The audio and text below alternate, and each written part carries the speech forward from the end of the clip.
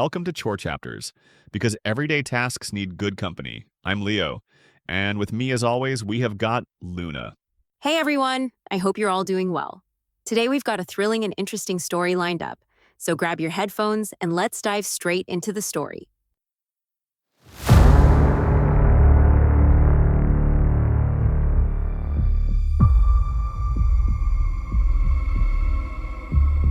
Welcome to the deep dive. Tonight we're plunging into a really chilling story. Joseph Roy Metheny. Born in Baltimore, March 2nd, 1955. Right. And his name, well, it's tied to some truly grotesque claims. We're talking cannibalism, selling human flesh from a roadside barbecue stand. Horrifying stuff. It earned him nicknames like the Cannibal, maybe even the Human Hamburger. Yeah, the human hamburger. And ironically, this guy, he was apparently physically imposing, 6'1", obese, but they called him tiny. Tiny, yeah. But here's the core tension we need to unpack in this deep dive. Metheny confessed he claimed he butchered up to 13 people. 13. But he was only actually convicted of 2 murders in the end, plus the kidnapping and rape charge, of course. Exactly. So this isn't just about horrific crimes, though it absolutely is. It's also exploring how far a killer's own story can drift from the legal fact. And what that tells us about justice, memory, and just the absolute darkest corners of human depravity. Okay, let's get into it. That gap, between his claims and the actual convictions, that's exactly what we need to look at closely. Right. Our deep dive tonight, it's really about examining how unreliable a killer's own testimony can be, even when it's, shockingly detailed. Mm-hmm. And it also shows the limits, the real limitations of forensic investigation sometimes. Trying to uncover the full truth of something like this, it's incredibly hard. Yeah. So understanding Metheny's story, it means digging into all these conflicting accounts of his life and also the environment he was in. A really challenging environment, sadly, that sort of allowed him to operate for so long. Okay, so let's start there. What created this guy? We need to dig into his early years. And right away, even the basic story is murky, full of contradictions. Totally. On one hand, you have his defense attorneys. They painted this bleak picture, right? Neglect. His mother's struggling with 6 kids. An alcoholic father who died when Joseph was only 6. Yeah, and depression, maybe even foster-like arrangements, though that's disputed. But then you talk to his mother, and it's a completely different story, like night and day. Exactly. She insisted she gave them a normal family life despite money troubles. She flat out denied any foster care. She described Joseph as, an above-average student, polite, intelligent. Right. And she basically said any neglect he felt was, quote, his own fault. Wow. Okay. So which story do you even begin to believe? It's an incredibly stark contrast, isn't it? Yeah. It makes it really hard to draw a straight line from his childhood to the monster he became. Yeah. What we do know is he joined the U.S. Army in 1973. And even there's a discrepancy, right? Now, his mother remembered him serving in Germany, but Metheny himself claimed he served in Vietnam. But U.S. involvement was pretty much over by 73. Exactly. He also claimed he developed a heroin addiction there, which is, unverified given the timeline. So after the Army, his life just spirals. Pretty much. Addiction, homelessness, even though apparently he held down a steady job as a forklift driver for a while. And people described him as intelligent, well-spoken. Yeah, intelligent, well-spoken, and very well-mannered, according to some acquaintances. But almost all his money was going into crack cocaine, heroin, liquor, often living in these, makeshift homeless camps. His own attorney later said the violence came from the addictions. Yeah. That drugs and alcohol had changed his personality and made him violent. And that Metheny even expressed remorse. Remorse. That feels off, considering everything else. Well, yeah. It really suggests that classic mask of sanity idea, like Bundy or Dahmer. The polite exterior hiding something truly awful underneath? Precisely. That terrifying thought that someone who seems totally normal could be harboring this unimaginable darkness. It is chilling. But if he did express remorse to his lawyer, does that really fit the mask of sanity, or was that just another layer, maybe trying to game the system? Could be. And how do we, looking back, how do we navigate these completely opposite stories about his childhood when we're trying to understand the horrific crimes later on? That's the million-dollar question, isn't it? Remorse can be real, or it can just be an act. With Metheny, I think you have to look at the actions. Okay. And the actions, the real story of his depravity, it unfolds between, 1976 and 1996. A definite escalation. So walk us through that. Well, A key point is 1995. His wife, who was addicted to drugs, left him, took their 6-year-old son. Right. Metheny, supposedly in a rage, goes looking for her drug dealers under Baltimore's Hanover Street Bridge. Okay. Doesn't find them. Instead, he finds 2 homeless men there, Randall Brewer and Randy Piker. He allegedly chopped them both to death with an axe. An axe? Yeah.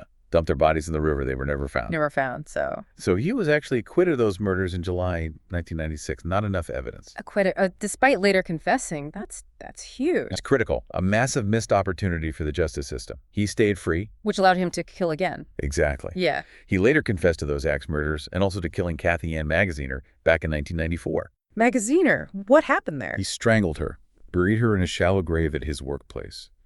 But then, get this, 6 months later, he claims he dug up her skeleton, Well, put her head in the box, got rid of it somewhere else, and reburied the rest of her body. Police eventually found those reburied, decapitated remains because he led them there. he led them there. And how old was she? She was 45.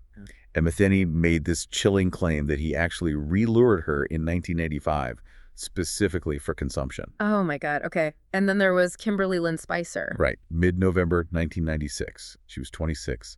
Stabbed to death. Also allegedly consumed. That was his claim, yes. Huh. Her body was found buried under a trailer at his workplace, too. This trail of terror. It just keeps going. How did they finally catch him? It all came down to the courage of one woman. Rita Kemper. Rita Kemper. Okay. December 8th, 1996. Metheny kidnaps her, tries to rape her in a trailer. But she escaped? She did. Fearless. Climbed out a window, ran straight to the police. That Yeah. was it. That was the break they needed. What did she tell them? Her testimony was chilling. She said Metheny threatened her, quote, "I'm going to kill you and bury you in the woods with the other girls." The other girls. Wow. So just a week later, December 15th, 1996, they arrest him. Turns out he'd asked a friend to help him bury Spicer's body. And the friend went to the police instead. Yep. Smart move. Metheny started confessing almost immediately after his arrest, including leading them right to Magaziner's remains. So beyond the crimes they could actually prove, it was these confessions, the stuff that sounds like a horror movie, that really made him infamous. Absolutely. When they arrested him, he was described as, like, alert and cooperative, ready to talk. And the details were brutal. Absolutely stunned the police. He starts boasting, right? Yeah. Claiming he killed anywhere between 5 and 13 people. Yeah. Way more than the 2 murders and the kidnapping he was convicted The for. cannibalism, that's the part everyone remembers. That's the headline grabber. Okay. He confessed, yeah. Eating parts of his victims himself. And the barbecue stand story, is that confirmed or just part of the confession? It's part of his confession. Grinding human body parts, mixing them with beef and pork, selling them as real roast beef and pork sandwiches from this roadside stand. God. He actually said, what was the quote? The human body tastes very similar to pork. If you mix it together, no one can tell the difference. Unbelievable. He even described dismembering them, storing the, quote, meatiest parts in Tupperware in a freezer, burying the rest in a truck lot he knew. It's just profoundly disturbing. How did the legal system even process claims like that? Did they believe him? Well, that's the thing. They certainly struggled with it. You have arguments supporting him. Like leading them to Magaziner's body. Exactly. That shows intimate knowledge you wouldn't have unless you were there, plus his own words about enjoying it. The gotta rush, gotta high stuff. Yeah, and the total lack of remorse. The words, "I'm sorry," will never come out, for they would be a lie. That aligns with certain killer profiles. Okay. And his methods, the dismemberment, the disposal. There was a kind of grim consistency. It does seem weird, though, doesn't it? For the system to struggle when the guy is confessing to all this stuff? Why wouldn't they just take his word for it, especially with details like finding the body? Because belief isn't proof, not in court. That's the constant battle. Right. And that's where the doubt comes in, the argument suggesting maybe he exaggerated. Like what? Well, for starters, many of those claimed victims, the ones he supposedly threw in the Patapsco River, Yeah. no bodies ever found. No forensic evidence. Nothing. Okay. And remember, he was acquitted for the Brewer and Piker Axe murders because there wasn't enough evidence, even though he confessed later. That shows you need more than just a confession. So maybe he was just trying to be notorious. Like, who was that other guy? Kuklinski. The Iceman, yeah. Yeah. Some experts suggest that's possible. Serial killers sometimes inflate their numbers, their deeds, for notoriety. Okay, so with all that mess, what actually happened legally? What did he end up getting sentenced for? All right, let's break it down. 1997, 50 years for kidnapping and attempted sexual assault on Rita Kemper. But interestingly, acquitted of attempted murder in her case. Okay. 1998, sentenced to death for Kimberly Spicer's murder. Death penalty. But then also in August 98, he pleaded guilty to Kathy Ann Magaziner's murder and robbery. Got a life sentence for that one. So death and life. Yeah, but then it gets more complicated. In 2001, that death sentence for Spicer overturned, reduced to life without parole For because of really intricate capital punishment laws. The death sentence was based on the murder happening during a robbery, but later evidence showed robbery probably wasn't his main motivation for killing Spicer specifically. Wow. So the legal system really twisted itself in knots trying to deal with him. It absolutely did. It highlights how our system, which needs tangible proof, just grapples, often awkwardly, with the sheer horror and depravity of claims like Metheny's. Yeah, it really struggled. And, these crimes didn't happen in a bubble, did they? Baltimore in the 90s. A tough time for the city, a really violent decade. The crack cocaine epidemic was raging, Homicide numbers were through the roof. consistently over 300 a year. Peaked at 353 in 1993. Just a brutal environment. And that created opportunities for someone like Metheny. Sadly, yes. Yeah. It created these extremely vulnerable populations, people struggling with addiction, sex workers, homeless individuals. They became accessible targets. And he exploited that using drugs. Definitely. He exploited their drug use, often shared drugs with them like he did with Rita Kemper before he attacked her. It was a way to gain access, build false trust. So when you put all this together, the background, the environment, the crimes, the confessions, what kind of psychological profile emerges for Metheny? Well, he definitely fits some established patterns, some typologies for serial killers. You see elements of the thrill-oriented killer. But he said he enjoyed it, got a rush. Exactly. And also power control, that desire for dominance over his victims. Sometimes, for these types, the violence itself can become eroticized. Right. And was he organized or disorganized? Because he held a job, seemed normal, but the crimes were messy. That's a great point. He's kind of a mix, isn't he? Organized traits like holding the job, the polite mask, but then disorganized stuff like the impulsive axe murders, the sort of haphazard way he dismembered and got rid of bodies. It's not always neat categories. Okay, what about the cannibalism aspect? Is there research on that specifically? There is, and it's quite revealing when you look at Metheny. For instance, research suggests only a small percentage, like maybe 7 or 8%, of cannibalistic offenders actually used illicit drugs heavily. Really? So the drugs weren't necessarily the cause? Probably lowered inhibitions, but weren't the core driver. Also, over 70%, maybe 73% of these offenders engaged in overkill. Yeah. Way more injury than needed just to kill someone. Suggesting extreme brutality. Extreme brutality, often with a sexualized component. Stabbing is common, which could be very personal, very intimate violence. And multiple victims. Yes, a majority, around 70%, have multiple victims. And usually, they stick to a consistent victim type, which Metheny seemed to do, targeting vulnerable women primarily and occasionally homeless men. Did they usually talk about wanting to do it beforehand? Interestingly, no. Less than 40% expressed any prior interest in cannibalism. It highlights how little we sometimes understand about what's going on inside their heads before they act. And the symbolism, like Dahmer thinking eating hearts made him powerful. Yeah, that symbolic aspect can be there. We don't know Metheny's exact thoughts on that, but consuming parts of victims can be about power, control, or some other deeply twisted personal meaning for the killer.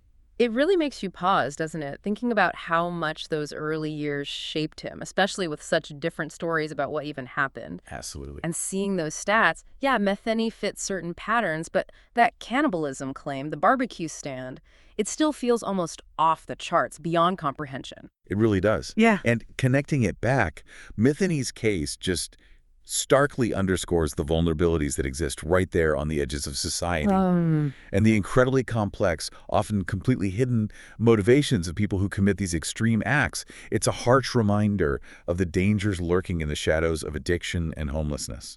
So where did it end for Metheny? He died in prison, August 5, 2017. He was 62. That brought his horrifying story to a close, at least physically. But his legacy, It's this chilling mix, isn't it? The crimes we know he committed, which were awful enough. Devastating. And then these truly sensational but still debated cannibalism claims, the human hamburger stuff that cemented his place in, true crime infamy. Right. The sheer horror of what he confessed to, whether it was 100% true or partly exaggeration, it continues to fascinate and horrify people. And those questions still linger, don't they? How many victims were there really? How much of the sensational stuff, the cannibalism, was actually fact? Exactly. Despite everything we've discussed, all the facts we do have, that ambiguity around his full claims, especially that human hamburger narrative, Yeah. it guarantees he'll remain a fixture in true crime discussions. Yeah. It forces us, really, to confront the absolute boundaries of human depravity and makes us question the reliability or the profound unreliability of a killer's own monstrous story. So, final thought then. It really leaves us asking, when someone confesses to something truly unthinkable, how do we ever really separate a horrifying truth from potentially a twisted desire just to be infamous? Yeah. And maybe what is our own, ongoing fascination with this kind of darkness? What does that say about us? Thanks so much for listening, everyone. If you enjoyed today's episode, please like, share, and subscribe. It really helps us out. Until next time, take care and keep your chores company.